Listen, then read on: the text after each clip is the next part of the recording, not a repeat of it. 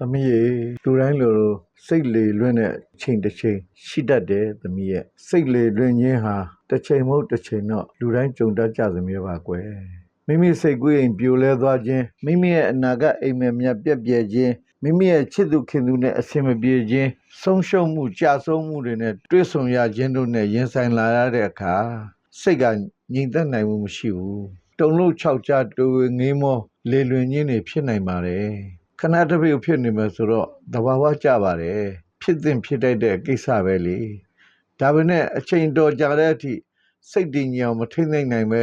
လေးနေမှာဆိုလို့ရှိရင်တော့ဘဝမှာဆုံးရှုံးနေတာမှုတွေတစ်ခုပြီးတစ်ခုဖြစ်ပေါ်လာလိမ့်မယ်လေလွင့်တဲ့စိတ်ဟာကြာမြင့်လာတဲ့အခါပဂတိအကောင့်တိုင်းပြန်ဖြစ်ဖို့ခဲရင်သွားတော့တာပဲကြာတော့ထိန်းချုပ်ရခက်ခဲပြီးလူတေးလူဘေးလူလေးလူလင့်ဘဝနဲ့လမ်းပေါ်မှာကိစ္စတုံးသွားတတ်တယ်။ဒါကြောင့်ကြီးပွားချမ်းသာတဲ့သူဟာလေးနေတဲ့စိတ်ကိုအချိန်တစ်ခုအနှဲငယ်ပေးမိတာကလွဲလို့အကြာကြီးမပေးမိဖို့လိုတယ်သမီး။တည်ငြိမ်တဲ့စိတ်ရှိမှသာလျှင်ရှေ့အနာဂတ်ကိုမျှော်မြင်နိုင်ပြီးတော့အောင်မြင်အောင်ကြိုးစားနိုင်မယ်။ရည်မှန်းချက်တွေပြည့်နိုင်မယ်။ကိုဖြစ်ချင်တာတွေဖြစ်နိုင်လိမ့်မယ်။ဒါကြောင့်လေလွင်ခြင်းစိတ်တွေကိုတတ်နိုင်မြတ်ထိန်းချုပ်ပြီး